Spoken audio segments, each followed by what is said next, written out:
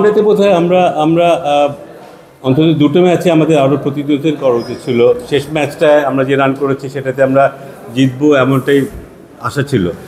আমার মনে হয় যে আমাদের পেস বলাররা শুরুতে যে বলিংটা করেছে, মাঝখানে স্পিনাররা সেটার কনসিস্টেন্সিটা ধরে রাখতে পারেনি। আমরা যখনই ভালো করেছি আমরা দেখব যে আমরা রান যতই করি, কারণ 300 রানের মতো রান আমরা খুব কমই করেছি, 270-280 রান করলেও আমাদের মাঝখানে স্পিনাররা ভালো বল করেছে, সেই কারণে আমরা হয়তো অনেক কিছু ম্যাচ জিতেছি। কিন্তু এই জায়গাটায় সেটা আমরা পাইনি। যখন উইকেট দরকার ছিল তখন আমাদের স্পিনাররা সেই উইকেটটা দিতে পারেনি, বা স্পিনাররা এক্সপেন্সিভ হয়ে গেছে, স্পিনারদেরকে ওরা চার্জ করতে পেরেছে। ওই জায়গাটায় বোধহয় আমরা কিছুটা ব্যর্থ হয়েছি। না হলে কিন্তু অ্যাটলিস্ট প্রথম ম্যাচে কিন্তু ম্যাচের যে অবস্থা ছিল, আমাদের পেস বলাররা শুরুতে এত ভালো বল করেছিল, স্পিনার যদি একটু সাহায্য করতে পারতো তাহলে হয়তো প্রথম ম্যাচটি আমরা জিতে নিতে পারতাম। এবং একই কথা বোধহয় শেষ ম্যাচের ক্ষেত্রে প্রযোজ্য। সো খুব হতাশ নই। আমার মনে হয় যে কন্ডিশনে খেলা হয়েছে, কন্ডিশন আমাদের স্পিনারদের জন্য খুব চ্যালেঞ্জিং। ঠিক কোন লেন্থে বল করতে হবে এটা বুঝতে একটু সময় লেগেছে, বা যেই লেন্থে বল করতে তারা এখানে অভ্যস্ত, অনেক সময় সেটাই ওরা করে ফেলেছে, যেটাতে আমরা দেখেছি সামনের বল করা টেন্ডেন্সিটা বেশি দেখেছি, এবং যে বলই সামনে গেছে সেই বলে কিন্তু 6 হয়েছে।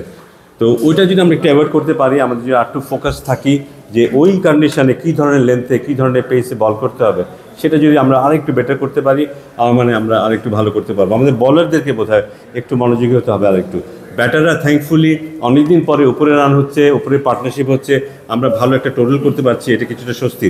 কিন্তু বলারদেরকে বোধহয় আরেকটু ডেলিভারি দিতে হবে ভালো করে। একটা বড় কারণ হচ্ছে যে যারা একটু পুরনো খেলোয়াড় তারা কিন্তু শর্টার ফরম্যাটের এই ধরনের ক্রিকেটটা খেলে অভ্যস্ত হয়ে বড় হয়নি। যারা এখন ইয়াং তারা কিন্তু টি-20টাকে খুব ভালোভাবে জানে, ওরা দেখেছে জন্মের পর থেকেই, জ্ঞান হওয়ার পর থেকে টি-20 দেখেছে, এবং ওটা দেখে ওরা কিন্তু বড় হচ্ছে।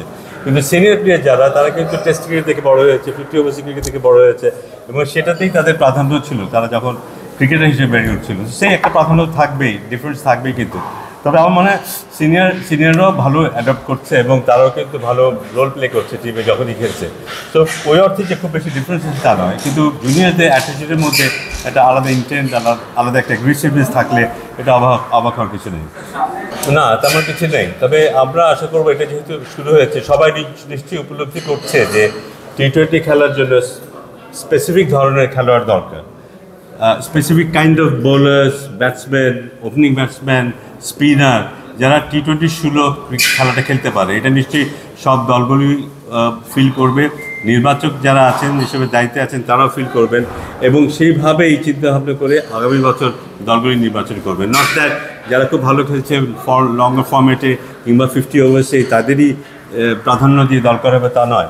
এখানে যে একটা আলাদা একটা বৈশিষ্ট্য আছে এই ফর্মেটে, সেই জিনিসটা নিশ্চয়ই মাথায় রাখবে। এবং সামনের বছর আমরা ডেফিনেটলি দেখতে চাইবো যেখানে নতুন খেলোয়াড় উঠে এসছে যারা টি-20 সুলভ ক্রিকেটেই খেলে।